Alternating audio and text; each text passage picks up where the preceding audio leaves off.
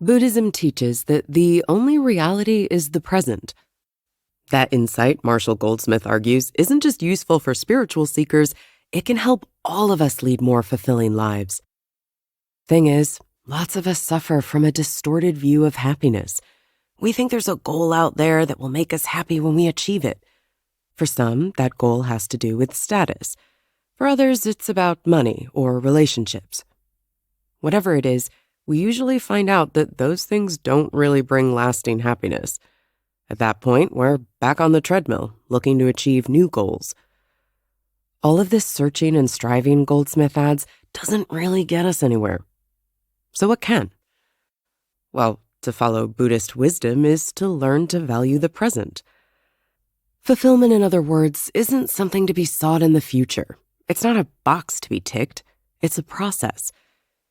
In short, we have to look for it in the present, in the here and now. In this Blink, we'll be unpacking Goldsmith's argument and looking at exercises that will help you put that new perspective into action right away. Many centuries ago, a sage from South Asia had a revelation. Life, he realized, is impermanent. Nothing lasts. Pleasure and happiness are fleeting. So too are our dreams and sorrows. For the Buddha, that was the name of this sage, life was constant change, renewal. Every breath we take, he said, transforms us. We become different people from moment to moment. The only true reality, he concluded, is the present. The past belongs to a past you. The future to your future self. The Earned Life isn't about Buddhism, though, and nor is this Blink. But the author suggests that we treat the Buddha's insight as a kind of thought experiment. What if you assume he was right? What if, just for the sake of this mental exercise, you look at the world through his eyes? Here's his bet. This Buddhist paradigm can help everyone, Buddhist and non-Buddhist alike, to think more clearly about what it means to lead a fulfilling life.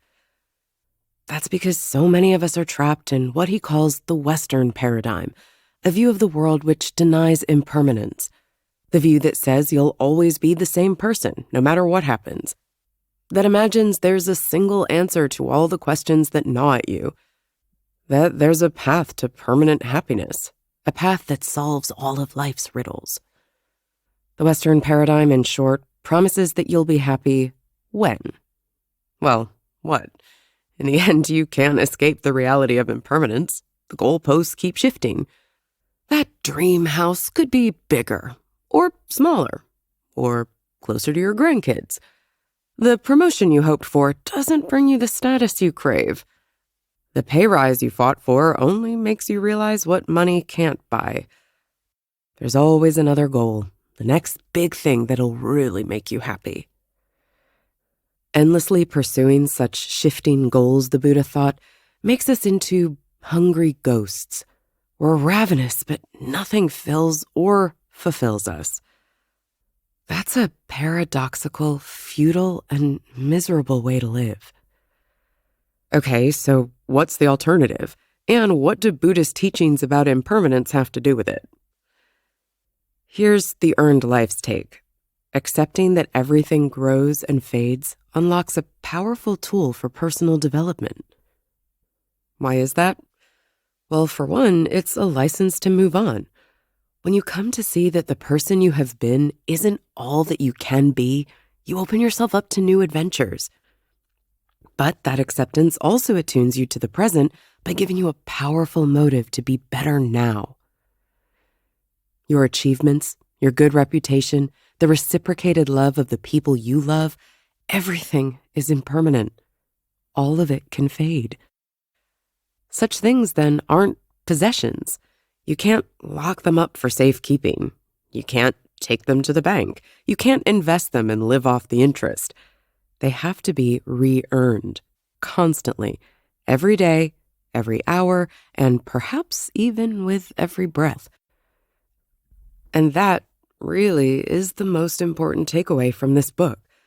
There's no point at which we finish earning our lives, not until the moment we stop breathing.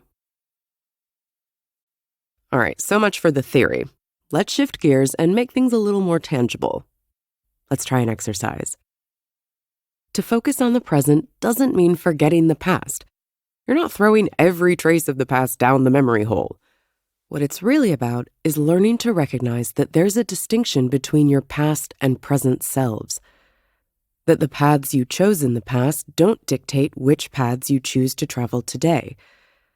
So let's honor the past you and then move on. You'll be writing 2 letters for this exercise, and the first is addressed to the past you.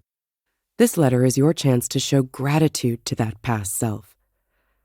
Think back to your achievements, to moments of discipline, creativity, and hard work, to the choices which made you a better person today. It doesn't matter if it's something from the distant or recent past. The key is that it's something you earned, not something that fell into your lap. To give you something to work with, here are some of the things the author's clients have thanked their past selves for when they did this exercise. One man, for example, thanked himself for going vegan 8 years earlier, a decision he credited with his present good health. Another thanked his 18-year-old self for picking the college where he met his wife. A writer, meanwhile, thanked her 10-year-old self for deciding to look up every new word she encountered. That small habit taught her the value of keeping notebooks, a vital part of her job as a writer.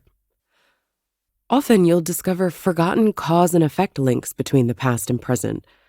As the cliché has it, we all stand on the shoulders of giants. You might just realize that you too were a giant. Take a deep breath and start writing. Thank yourself for all the gifts the past you made to the present you. Now, take another deep breath, because it's time to talk about a new you, the future you. Your next task is to write a letter from the present to that future self, to the person you will be next year, or in 5, 10, or 20 years. This letter is about showing your future self that you're not content to remain as you are right now, that you're investing in who you will become. So, what investments are you making in your future? You'll want to think about big, obvious things like your career, but don't restrict yourself to what seems obvious. Knowledge, skills, relationships, and health matter too. Maybe you're meditating because it clears your mind, or cooking because it's a great creative outlet, or maybe you're making an effort to meet new people. Whatever it is, get it down on paper. Focus your mind on the efforts you're making today, which will bring you and the people you love the greatest return in the future. Scientists guess that we make some 35,000 decisions a day. That's a ballpark figure, but it gets at an important truth. Choices account for a huge part of the mental energy we expend each day. Now, look, lots of decisions are trivial. This morning, for example, I made dozens, maybe hundreds of choices that were pretty inconsequential in the grand scheme of things. I decided what temperature I wanted my shower. I chose to put creamer in my coffee rather than taking it black like usual. I chose to walk instead of taking the bus, to check my postbox when I got back later rather than on the way out. Chances are you've made thousands of similar decisions by the time you're listening to me in this blink. So these are low-stakes decisions, but they still take up time and energy. You have to think about them. Add in the more consequential decisions that occupy your brain, decision about getting married or buying a house or saving for your pension, and it's easy to feel overwhelmed. Constantly deciding is exhausting. Where then are you supposed to find the mental energy and resources to make the most consequential decision of all? Choosing to lead an earned life. Where, with all that choice, do you even begin? Here's the author's idea. Reduce complexity. Ask yourself basic questions. What do I want to do with my life isn't a basic question. What can I do that's meaningful, or what would make me happy aren't basic questions either. These are deep, multifaceted queries which don't have quick or easy answers. They take a lifetime to answer. Basic questions, by contrast, address a single factor. That's what makes them so powerful. Major life decisions, after all, rarely require 6 or 7 supporting reasons. One's usually enough. We marry people because we love them, and that simple explanation steamrolls every other reason for or against. Do you love him is a basic question.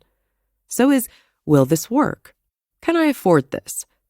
These simple phrased questions force you to confront the facts, your abilities and intentions. They demand deep, soulful, and simple answers. In short, they reveal the truth. Do you love him is a yes or no question. Answer it honestly and everything becomes clear. Basic questions give you clarity. In his work with clients struggling to decide on their next move in life, the author has found that one basic question is particularly helpful at getting to the heart of things. Where do you want to live? It's so basic, so obvious, that people rarely stop to think about it. But everyone has an answer, an idea of where their ideal life takes place. You can probably name that place with little hesitation. Don't stop there, though. This is where things get interesting. What would you do all day in this place? Can you find fulfilling work? Will that work support your ideal lifestyle? Would the people you love be happy if you moved there? Is it somewhere you can raise a family? Is it somewhere you can meet inspiring people? Does it matter if you can't? Once you start fleshing out the details, you'll see a picture of your real priorities and desires emerging, of what you really want and how closely your current life resembles that ideal. That's clarity. What lies between the present, the person you are now, and the future, the person you wish to become? What bridges the gap between those selves? How, in other words, does change happen? Those are pretty philosophical questions, so let's ask the American philosopher Agnes Callard for some help. Her answer is that aspiration drives that transformation. So let's break that down. There's no hard stop at which one phase of life ends and another begins. You don't become a new person on any single day. That's a gradual and long process. Callard asks us to think of the life-altering decision to have a child to illustrate her point. Before we become parents, we're free to enjoy our childlessness. We can work long hours to advance our careers, or stay up late talking with friends, or go rock climbing on weekends. Having a child changes that equation. There's less time to do whatever we like. We might worry about coming to resent the loss of our carefree former selves, but we can't be sure. We can't know how fulfilling it is to cradle our newborn children, or take care of any of the many baby duties our pre-parental selves dreaded. Becoming a parent isn't a single discrete event, however. Even the decision to have a child is only the start of the journey. Between childlessness and parenthood lies the aspiration to become a parent. During the months of pregnancy, we try on the emotions and values we hope to hold one day. In Callard's words, we have an anticipatory and indirect grasp on the goodness to which we aspire. For her, there's something heroic about aspiration. There's no guarantee, after all, that we'll get what we expected to get or that we'll be happy with it when we do. But aspiration isn't about endpoints or achieved goals. What it really refers to is the way we come to care about new things. It's about the agency it gives us to choose new values and learn new skills and acquire new knowledge. That's what fuels our transformation. We set out on a journey not knowing where it will lead us, only that undertaking it will change who we are.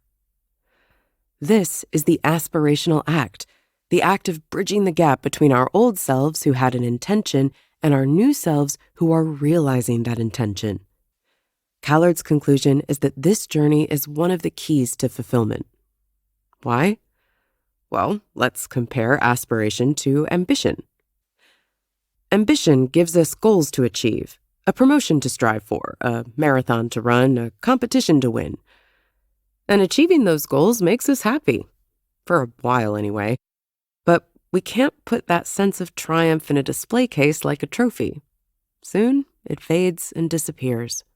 Like hungry ghosts, we're soon off looking for the next meal, and the thing that will bring us lasting happiness. Aspiration is different. To stick with Callard's example, there's no day on which we can tick the box and say that we've achieved the goal of being parents. To be a parent is an act of constantly becoming a parent, of rising to new challenges, accepting new setbacks, and responding to new phases. That, Callard thinks, is why aspiration is fulfilling. It roots us in the present and aligns us with the reality of impermanence. It makes us realize that we become a new person with each breath. So, what do you aspire to? Let's wrap things up with an exercise. One of the author's friends, the Turkish designer Ayşe Birsel, once said that if she were stranded on a desert island and could choose just one creative tool, it'd be dichotomy resolution. Dichotomy resolution is the part of product design that resolves either-or quandaries. For example, should a new car or vacuum cleaner or coffee maker be modern or classic, small or functional, a standalone or part of a series? Sometimes dichotomies aren't necessarily contradictions. You can reproduce a classic design with modern materials, thus resolving the tension. But lots of dichotomies in everyday life resist integration. We tend to be optimists or pessimists, joiners or loners. We can't be both. We have to pick one or the other. Which brings us to the aspiration process. Which side of those dichotomies should you choose? Unless you want to completely flip your personality, your best bet is to tailor your aspirations to your personality, to the bundle of preferences, quirks, and virtues that make you who you are. So here's the exercise that will help you do just that. The first step is simple. Write down as many interesting dichotomies as you can think of. To get you started, here are some common ones that crop up in life. Are you a glass half full or a glass half empty kind of person? Conservative or progressive? Trusting or suspicious? Do you value reason or feeling more? Does money matter or not? Are you quiet or loud? A people pleaser or a go-it-alone type? Ironic or sincere? Instant or delayed gratification? Do you confront problems or avoid them? Now go through your list and cross out every dichotomy that doesn't apply to your personality or play a role in your life. What's left? Well, the final step of the exercise is to go over the remaining dichotomies and cross out the side of the pairing that doesn't apply. For example, if the dichotomy leader versus follower is an important part of your life, decide which side of the equation fits you. The words left on your list should give you a good idea of your defining qualities, the qualities which influence both what you aspire to and whether you'll be willing to earn that aspiration. If you're feeling brave, show this list to the person who knows you best. Do they agree, or have you skirted the truth? Remember, this exercise is only helpful if you're honest with yourself. If you've been honest, you'll now have a strong sense of what kind of aspirations will work for you. And this is your blueprint for an earned life. You've just listened to our blink to The Earned Life by Marshall Goldsmith. The most important thing to remember or take away from all this is that the earned life is a life in which the choices and effort we make in each moment align with a greater sense of purpose in our lives, regardless of the eventual outcome. Thank you so much for listening, and if you have a minute, let us know what you thought of this content by giving the Blink a rating and leaving whatever other feedback that you'd care to leave.